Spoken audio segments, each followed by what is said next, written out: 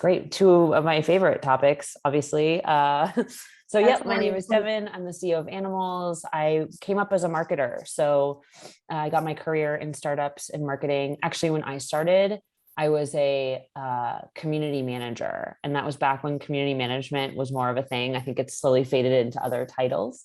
Spent my career doing B2B marketing for SaaS companies and stumbled upon Animalz through in my career. I was actually working at Helpscout and we hired Animalz, which is how I knew it existed.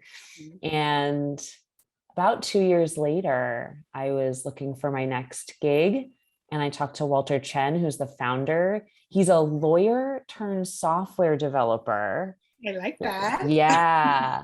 Who leveraged content marketing to grow his company, which he was able to sell, and all of his other friends who at the time were also startup founders like, hey, how'd you do it? And so, and content marketing was his strategy. And he built the agency to help out his other friends in software. And here we are, gosh, 6 years later, I believe. And I'm now the CEO doing my favorite thing in the world, which is helping companies win with content.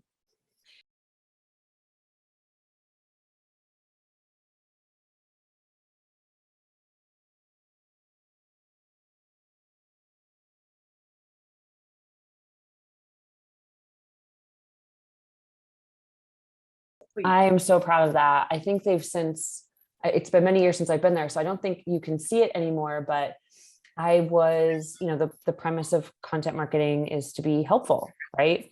And that was something that Helpscout as a brand really embraced. It's one of the reasons why it was a dream to go work there and run their content team. And so we had all this really great, helpful content about how to be a great customer service person. And I had this idea that, we had all these different things we were doing and different blog posts, et cetera. And it's like, what if we try to create community around this idea of being a customer support person? What do those folks need, right? They need education, they need community, they need to see themselves in other people. There's a whole video series called Humans of Support that one of our other teammates had that we started doing, and help desk tips, other videos. So like we had events listed on there, and so it was a very helpful page where we just unified all of our resources for customer support folks in a fun way. We kind of gamified. They're like Spotify playlists, right? So then there's the business side where it's like, okay, you can subscribe to a list. And you get access to the first part of it. And then as each new blog post gets released, it becomes visible and you get an email about it. So, it was a really, why I'm proud of it is it felt genuinely useful. And there was a strategy behind it that would help grow the business. And And it was back in 2016, if I'm right? It was ages ago. I know. Yeah. No, but that, which is crazy, is that at that time, community was like, oh yeah, you're on Twitter, or it was still like a big deal, but not that much about building a community within a brand and specifically around customer service. It's like tricky. That's been personally important to me for most of my career. I don't know. It is funny I that you mentioned that, because I hear community used a lot now, and it's I know it's kind of been boiled down, and it's not what it used to be. And to me, it still means like uniting a bunch of people around something, whether it's an idea, a cause, an industry, whatever it is. And I still really believe in it, even though that concept has been sort of like boiled down into like a business metric. For me, community is something that isn't easily measured, probably shouldn't be measured in the traditional sense of like a number. It should be measured in terms of people's engagement, excitement, attracting other people there and how much they get out of it.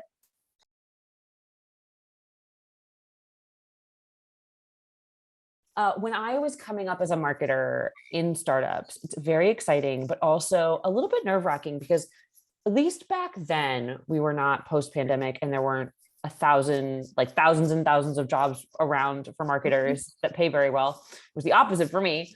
And I was always worried about my ability to move up in my career. And so I leaned heavily into doing things outside of my job to help build up my resume. And one of those things was I had always done stand-up storytelling, really like you stand up on a stage in front of an audience of people and you tell a story. And I really believe that there was a clear link between storytelling. Again, this is before storytelling became a buzzword. So I was like, the storytelling thing and this community, they all relate to this, you know, sort of your business world or whatever. So there was this place called General Assembly where professionals could teach. I pitched a class. I made up this title and it became this thing that like they kept teaching it long after I stopped teaching there. What is that? Yeah, I see. I was like, wow, this really took off. You were on the thing for sure. Yeah, it was like, wow. So, you know, I pitched it and because I knew a woman there and she said, yeah, go ahead. And what they do is they let you, a lot of people try it. They like the idea. They'll let you teach it once. And then if they get good feedback on it, because people give feedback after each one, they keep bringing, I think I was doing it monthly at one point. Like it was a lot. So it was called How Do You Storytelling to Get What You Want? And it was all about how to grow your career through the way that you speak. So whether it's like negotiating, presenting, talking to your boss, whatever it is. And my marketing brain came up with a really good title and the course seemed to help people. So they kept letting me teach it. So the reason why I underlined that, I'm jumping on my questions, but that's okay. That's the flow of the conversation. Is that I think what you used to do for personal improvement or personal career could be applied to personal branding today, which is straightly related to marketing and branding in general, even for B2B SaaS company. What do you think about this? Don't you think it could be like linked definitely in 2022? Oh, I totally agree. I agreed back then. Like I was one of the things that one of the things I'm proud of was I was really good at my personal brand. Like I was very thoughtful about what I put in my social profiles, what I talked about, being really kind of focused and succinct in the things that I spoke about, wrote about, talked about. So that it was very clear who I was. And what that did was like, you know, it attracted other, like I got asked to do a lot of like seminars, speaking, like people always kind of thought of me for stuff. And I do think that's really important now more than ever. I mean, you're talking about niching down in community. It's like, how do you stand out on Twitter now, right? Which I actually don't think standing out on Twitter is that important. I actually choose LinkedIn. Yeah. And it's like, that's for me and my job, I focus on LinkedIn. So to answer your question, yes, I think personal brand is really important. And now actually even more than before when I was focusing on it. And I think you have to try a lot harder now.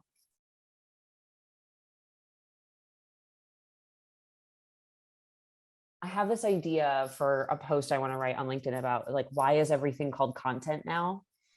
And that's a good question. Yeah, because I think your question is unnecessarily confusing. Like you posed a very clear, succinct question, right? But the question itself is unnecessarily confusing because back in my day when I was a kid, you know, it was like content marketing was one thing and content was, you know, blog posts, social media, newsletters, like it was all the stuff that you sort of assets that you created in your content marketing strategy that you executed on for the company that you worked for. But, you know, an NFT is considered content now.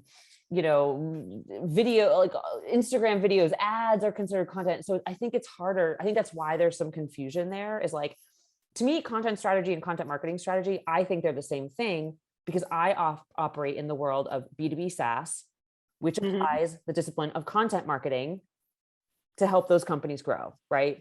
Okay. So it's different from B2B marketing, right? Like B2B marketing, you're probably going to lean more heavily on ads. You're going to be, you know, choosing different platforms, different strategies on the platforms, but content marketing is applied primarily to B2B companies. Specifically, it came out of B2B SaaS. And so it's like, you know, for me, a strategy, a content marketing strategy. And again, if you asked me over a cup of coffee, I would call it content strategy or content marketing strategy and think the exact same thing. I, in my brain, do not differentiate between the two because I'm a content marketer. But I would say you're doing that. A content marketing strategy is, it's weird to simplify this. A content marketing strategy is something that you would use as a means of leveraging web content to help a company grow? We're going to use it very broadly, very broad.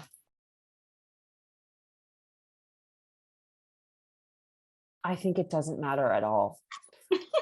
I think it's splitting hairs to me. I'm like, okay, so I like, and maybe this is too narrow-minded. So yes, I agree that one could think about content broadly and say, everything that anyone does is content. This is me talking is content. This bag of dates is content. Exactly. That's my point. That's my point. That's exactly right. Yeah. And I think that's like, I think it just completely misses the point and is like a sort of one of those conversations that, you know, I imagine having if I'm like, if I've smoked too much pot or something and I want to get really, and I was like, everything is content, man. Like, what, you know, it's like, who cares? Where do you work? What are your objectives? Like end of the interview. So yeah. Yeah, it's like, okay, like why? I think the question I would ask that person is like, why are you trying to answer that? Why do you need to know the difference? Like, and I would flip it back and say, like, where do you work? What size company? What type of company? Mm-hmm. Right? Are you at a B2B? Are you at a B2C? Like D2C, whatever. Like, what is the type of company you work at? How big is it? How big is their marketing org? What is your role in it? Right? What do you have under your domain? Right? Are you managing their, you know, are you managing ads? Are you doing like kind of middle funnel, like email stuff? Like what is your role? Right? Because yes, I agree. Like there are, you know, a Coca-Cola, for example, their global marketing strategy is like going to have way more buckets in it. And one of those buckets may be content marketing of some aspect of content marketing. Whereas like at a small startup, content marketing might be like a bigger piece of the pie. Yeah. The strategy. So I think ultimately, like I can be a little lackadaisical around titles and terms. I think that like everyone's going to assign meaning to everything based on their own experience. So like define it for yourself in a way that's useful to you. And that's all that matters. Okay. The thing is that I think sometimes they need to understand the difference because they anticipate the question that they might have to ask when they pitch for that, because saying that that's what we should do when you're a marketer. Yeah. And sometimes entrepreneurs also to understand the difference and the how will I get into this basically without the headaches part. So one of the things I learned when I became a CEO, this was like, I wish I had known this when I first started working in Period. Mm-hmm. I became CEO and realized that no one knows what they're doing. Like not a single person. I was like, okay, there's got to be a whole family of CEOs who are going to tell me what to do. And they're like, I'd run a plan by them and they're like, yeah, that sounds right. I'm like, sounds right? What do you mean? They're like, don't you know? Like, you've been doing it. They're like, I don't know.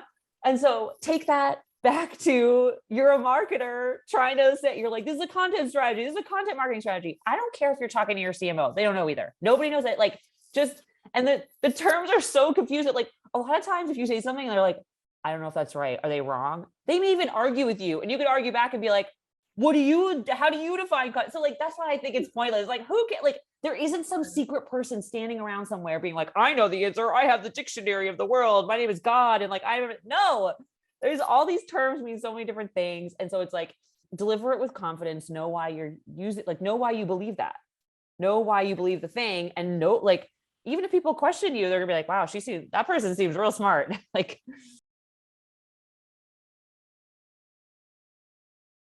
I've never differentiated them. I mean, sorry. There's a lot of overlap. So like, fine. SEO is like a very specific tactic, right? You're like, okay, I am trying to get traffic from search. And there are a specific set of things I'm going to do to get traffic from search that include like, you can write content. There's ways you can structure your site, et cetera. So internal linking, all that. So like SEO kind of has, to me, SEO is more of like, it has its own distinct thing, but part of how you execute on search is through the things that you do in content marketing. And so I'm like, well, I don't know if I can think of off the top of my head a content marketing strategy that does not in some way involve search, which is why I don't like, I don't necessarily differentiate, or they are different, but like they're still kind of together, like they're always together. Do you know what I mean? Like, I understand, but my point is the following. Sometimes, and that's one of the problem, that might be an answer also to the problems related to search and the way Google is involving and search intent and all those things. I had a conversation with Andy Crostodina, and he had this very, I don't know how to say that in English, pedagogic, no, very pedagogic, yeah, structured way to explain that SEO is one of the three ways to promote content. One of the most important one, probably, because everybody search, but that's just one way to promote content. The problem with that is that at some point, when everybody's searching for the same keywords and topic, you don't have many options. Either you niche down and niche down and niche down even better, but you're going to have the same problem at some point. Or you just do, as Rand Fishkin sometimes recommended also, you just create your own brand and forget about all those stuff. But at the end of the day, when someone is coming to tell you, I want to do content marketing, the first thing people are going to tell him is say, okay, what are your keywords? And let's start to make a competitor's benchmark to see where you have your chance or not. So by what should we start exactly from between all those like situations? Yeah. So if I were a strategist, I don't ever start with tactics. I think that's like not super useful. Going back to good strategy, bad strategy is like, you want to start with the kernel, and the kernel is like, what is this for, like this foundational problem or question that you're trying to solve? Like, what are you really trying to achieve here? So I always start from here. It's like, what are you trying to achieve? Really deeply understanding that. And then you choose your tactics, right? You can go, God, the number of companies that came to us for a while about creating their own brand. Oh my God. Like, people, really smart marketers, like go out and they say these things, or like, you should create category. And then they all come to us and we're like, oh God, like, do you know how hard that is? Like, and do you know how much work you have to put into this that you like neither probably don't have the money or want to put in the effort to do? So for me, it's like, what is the objective? And then you start to explore tactics, right? SEO is a tactic.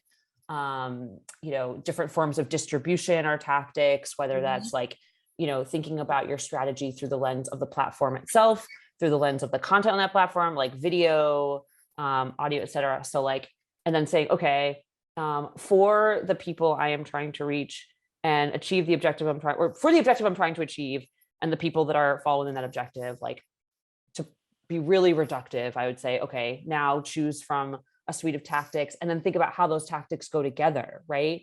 Because I think one thing that I see a lot is like, okay, we're going to do this channel, that channel, or this, people kind of put things side by side. And I'm a big fan of like, how can you create one cohesive strategy of things that are really working together, kind of more efficiently, versus come up with these different lanes. Like, oh, we're going to do like, paid search, and we're going to target these keywords, and then we're going to have this distribution strategy over here. I'm like, no.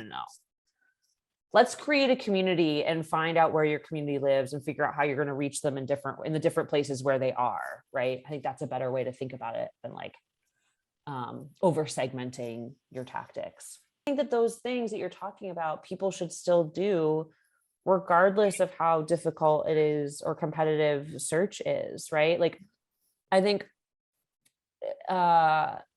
we talked about this in a blog post once about like, I forget how we phrased it, but it's like, it's not content first, then distribution plan, right? It's like, you should be thinking with the distribution channel in mind. I would say the same applies as like, if you're a company trying to build community or build a brand or get customers, whatever, I do think you need those pillar pieces, those clusters, just to like, let people know when they land on your site, like, hey, this is what we're experts in. We've thought about it deeply. Like, here's how we can guide you.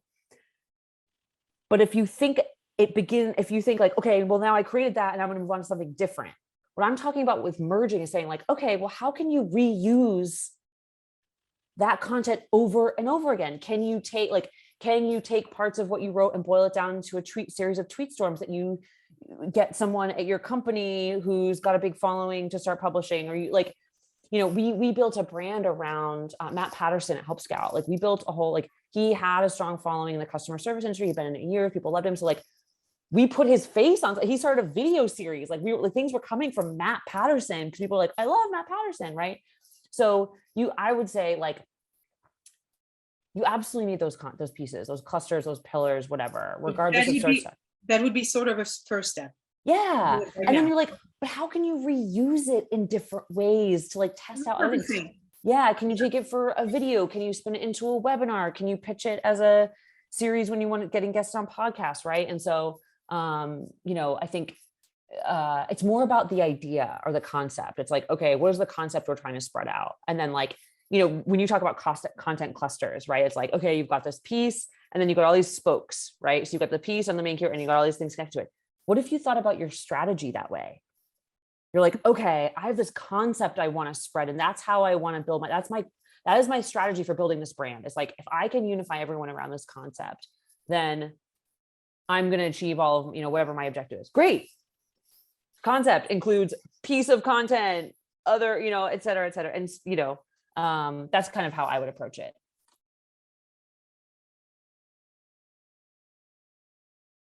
I love revealing this to people. I'm like, we are a content marketing agency that does not have a content strategist, or content strategy currently.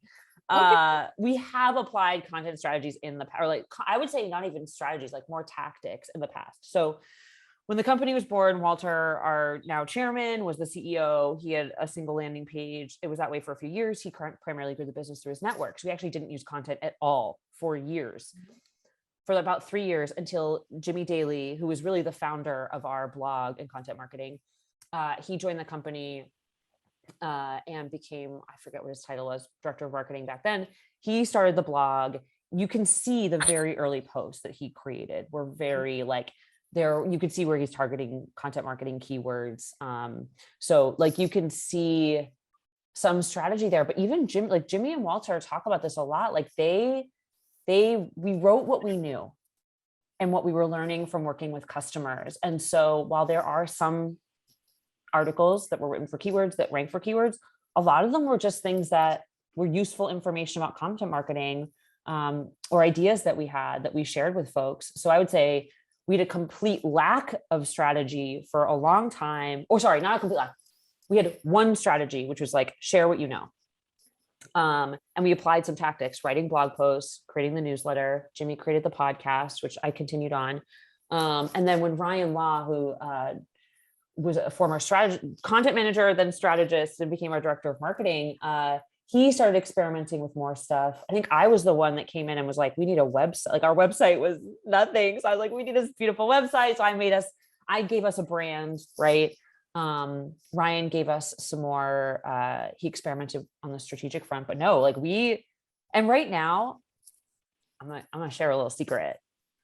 We do not have a director of marketing at Animalz. Ryan Law is still here. He's still writing for the blog, as are other really smart marketers who work here, but he is actually in a different role here. He's our VP of content, working with customers on the internal teams. So I actually don't have anyone officially in charge of marketing Animalz right now. And it is...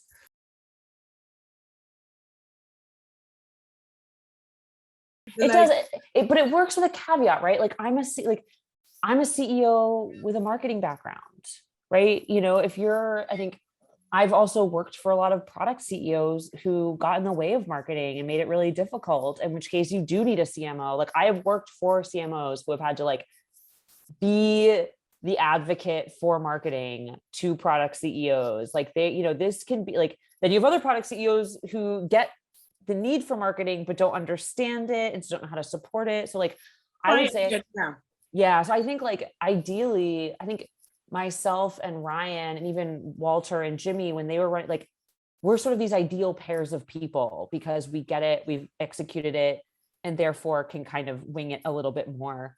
But I think also that's uncommon. I don't know that there's a lot of companies out there with that, with a CEO who has that same, so my answer to everything is always, it depends.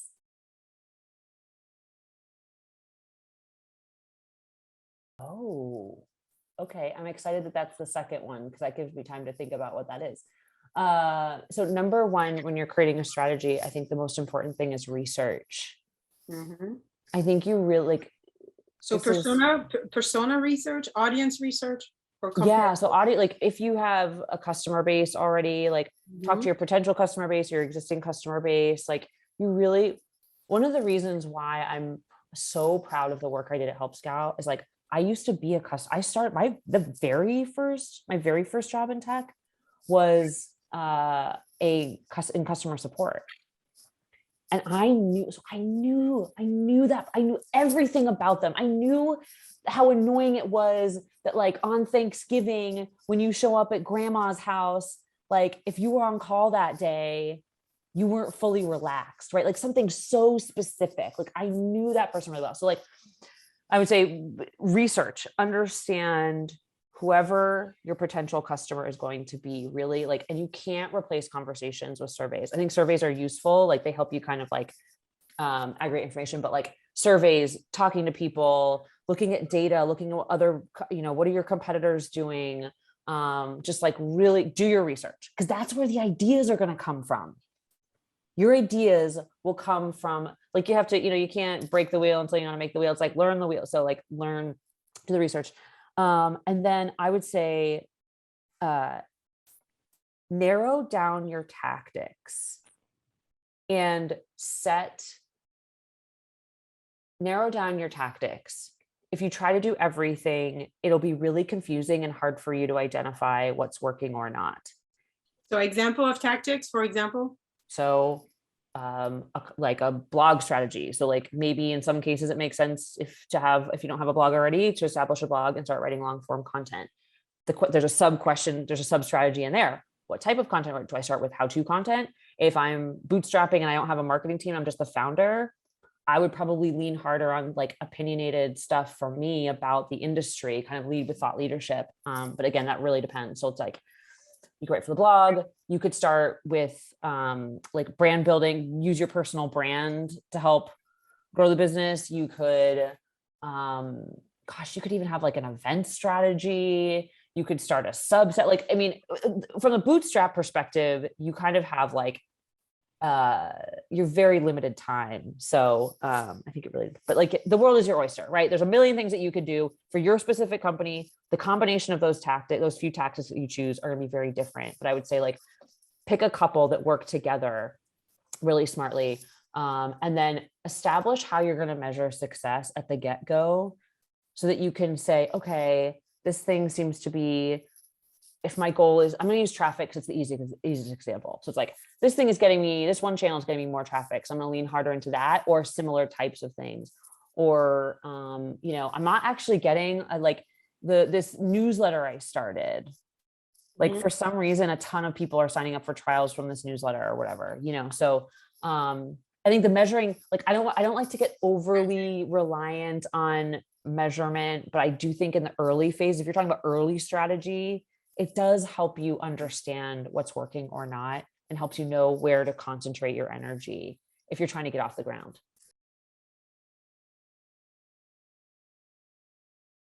Honestly, if you handed me $15,000, I was like a software company who needed customers, like I might not start with content at all.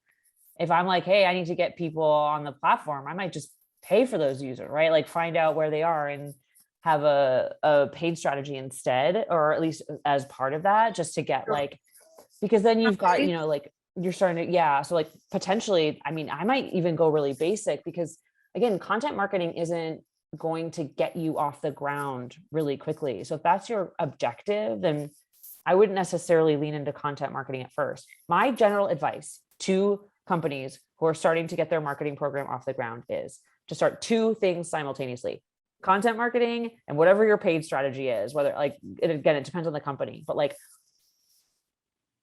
the paid stuff's going to happen faster, and it gives you time to build this content marketing program, because this is by design, it's going to take longer to be effective. And I think people who are like, trying to make it go faster are doing it wrong. Like they have the complete wrong expectations. They don't understand it.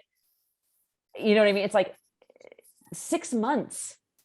And also like, be better at planning. Like if you're a company and you're like, okay, like you can't be like, I know that we'll find in this age, everything seems like it can happen super fast, but if you listen to stories from people who go viral for whatever, a lot of them, the ones that there's the accidents, right? And then there's people, a lot of times they're like, well, actually, I tried this 2 times and then it went viral. Like there was a movie that came out in the US, I'm going to forget Zola.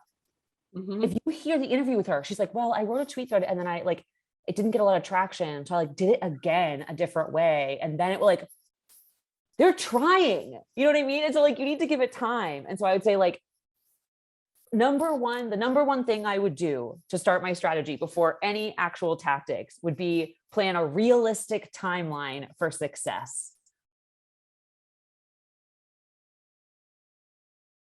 Sometimes, yeah, I could see, I mean, the danger with that is that you're putting all your eggs in one basket, but high risk, high reward. Like I would say the chances of it working are not guaranteed. I mean, it's a little more guaranteed if your focus is on link building, like you can hire an agency whose entire job it is to build links to a piece of content. Whether those are quality links depends on how good the agency is that you hire and what parameters you put around that agency. So like, I think if you're looking for a simple answer, I don't have one for you. Like, I think that everything you try to do is like, right. It's so complicated. So like, yes, you could hire a growth marketer and they're probably going to try a bunch of experiments like that, where it's like, how can we create this shot in the arm? And there are folks that really specialize in that. Like Dave Gerhardt strikes me as one of those folks who's just like really good at like, he's someone I'd be like, you can create a category. You're really good at that. Like, I know you could do that. So yeah, I would say like, if you hire the right person who's really good at growth marketing, who can like kind of like growth hacky stuff. Absolutely. Sure. Why wouldn't you? Like, that's a great idea. Okay. Or you could do a Helpscout, which took like years. They spent like years becoming well-known. And then all of a sudden everyone's like, oh my gosh, Helpscout. Right. It sort of depends on what you're working, like what your resources are too, right? What your objectives are to grow the company. Like your marketing strategy should reflect in some ways your vision for the company itself. Some people want to grow a company really fast and sell it, in which case I'm like, content marketing is probably not for you, right? Whereas like if you're trying to build a long-term sustainable business, you might say, okay, let's start with content marketing plus some other stuff, right?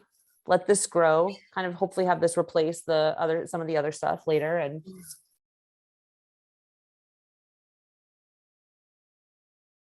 helpful. Is it helpful to the audience? Yep. So like do like whatever and however you measure that with your audience, right? But it's like, how do you measure? Is it helping them? Is it helping the audience, their customers? That's a great one. It's summarizing. It's why we're here. It's why, like, I get that we got all these tools. Like when I started, you couldn't measure anything. Like it was so difficult, right?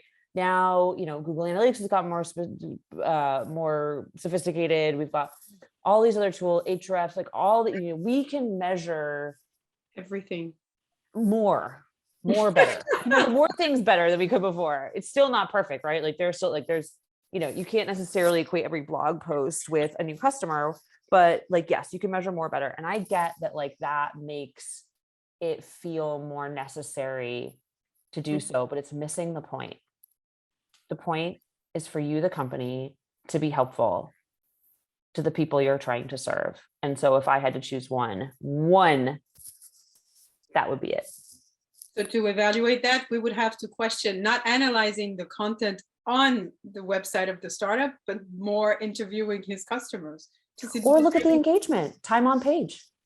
Okay. Someone bounces, you're like, okay, so we missed the mark there somewhere, right? So it's like, what do we do wrong here? Like, is it the way the page is laid out that it's confusing or uninteresting? Is it the content itself, right? Like you can. Very good one. Yeah. So I'm like, find out how many people are engaging with it. How many people are sharing it? Like sharing isn't about an ego. It's like if someone read something and thought it was so useful that they assigned it to their own personal brand on social to share. I'm like, wow, that's a huge indicator to me. So I think there's actually pretty simple ways to measure. And I wish more people did, honestly. I would like that award. Your content is so good because it was helpful, not because you won some, you got a certain amount of money for it, or, like whatever or it's like, were people grateful for it?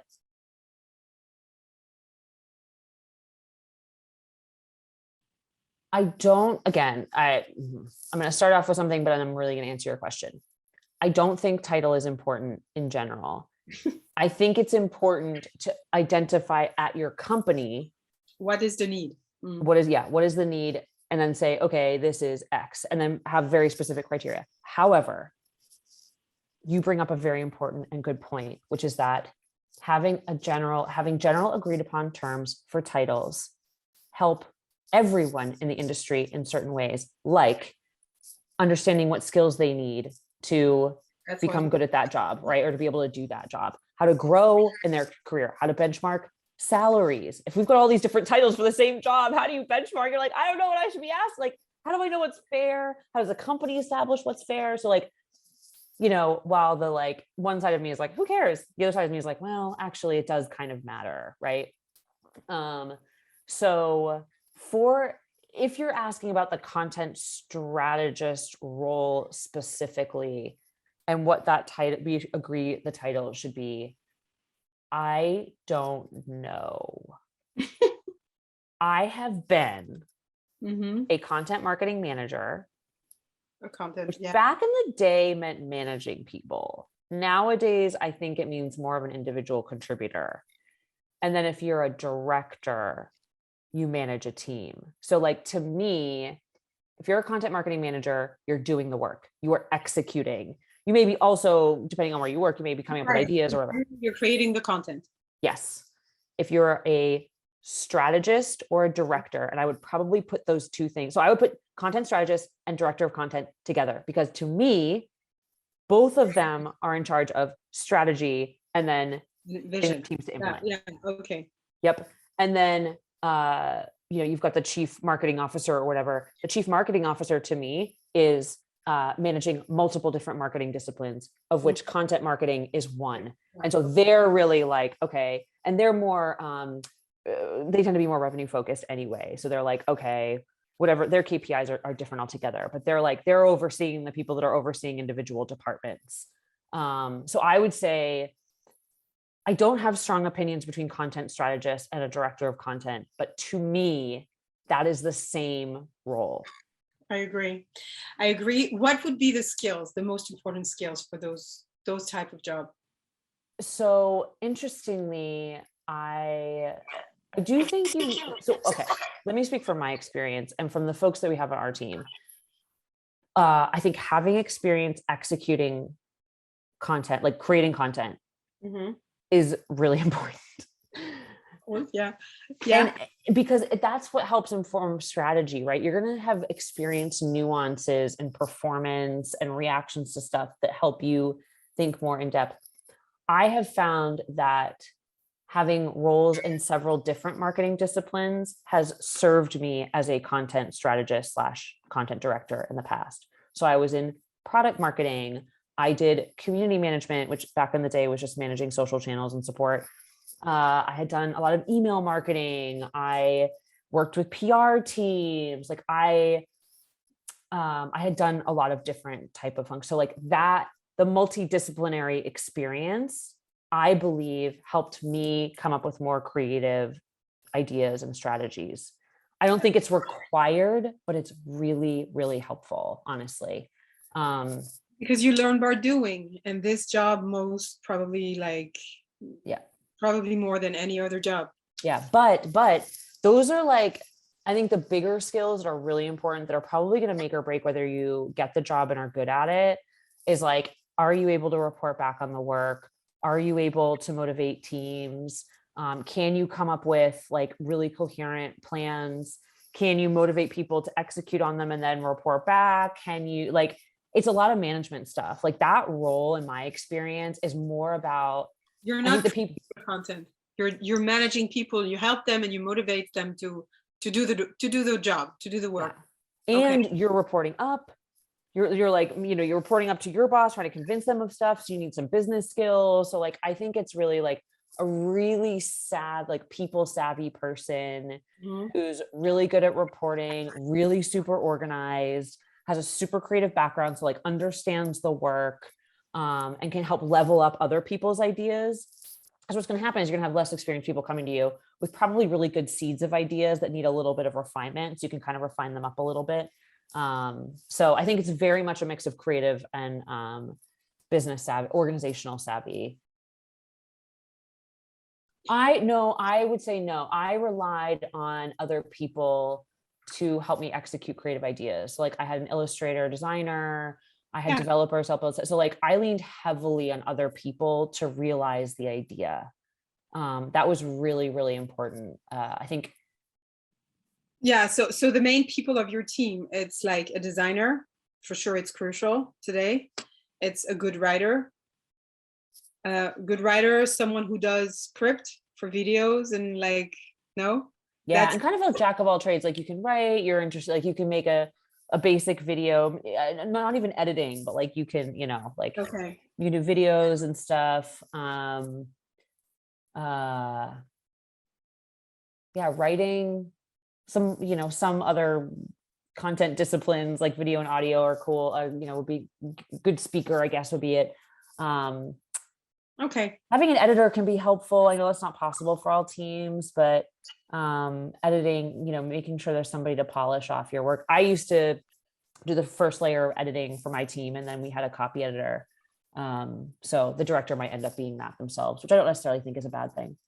Okay, but it's just to wrap it up, it's like it's very hard in this job at the chief content strategist to delegate something you never really tried. It's like not really doable, huh? Not conceivable, not really great. In my experience, having done the work first made me better at it. There might be people out there that could, but I don't know anyone who's ever gone into like the director of content role who hadn't done content before. I think CMO, I think it's a little easier. Like you need to understand it broadly, but you don't need to be like a super content expert because you're really overseeing at that level. I think you do. You need the experience. I mean, I think the birth of the startup industry, because the startup industry was the birth of content marketing, right? Like, oh wow, that's a good one. So I think like WordPress, Blogger, all those really old platforms, and I mean everyone uses WordPress now, but like Blogger and like those really, really old blogging platforms that folks used before blogging was a content marketing strategy, where like there were individual bloggers the invention of blogs and SaaS companies. I think those two things really stand out to me. And then probably like, the birth of like Twitter and some of those other social like Twitter and Facebook, really, those were big moments. Those were big moments for me. Like I remember sitting in this big open office at this little startup called SpringPad. I didn't know what I was doing. And like, I remember just like talking to people on Twitter for my job. And like, that was really important. And like, it's like, that was, so I think those three things are really big milestones. It's like the blog platform. Birth of startup. What would be the first one according to you? Just I'm curious. Nothing. Oh gosh. I mean, I don't know. Like I'm really bad at dates too. So like not really a date, but a name of startups, because birth of startup, I remember in France, the start of Amazon. I was in a business school, and I was like, that's a good one. A guy came and said, I want to launch the French Amazon. It was really the early days of Amazon. So that's, if you ask me, I don't know if Amazon could ever be considered as a startup or even Google, but I think those are the two I would quote. But I was curious. I would think of like Apple and Microsoft. Like, I don't think those are really good examples, but like to me, those are like the original, like, it's like the original kind of like, it doesn't perfectly map to their actual history, but like, that's the thing that I think about is like, they're these like, I don't know, especially Steve Jobs, right? He's like this guy who's like kind of a pain in the ass and like has this big idea and is really like fussy about it and ends up getting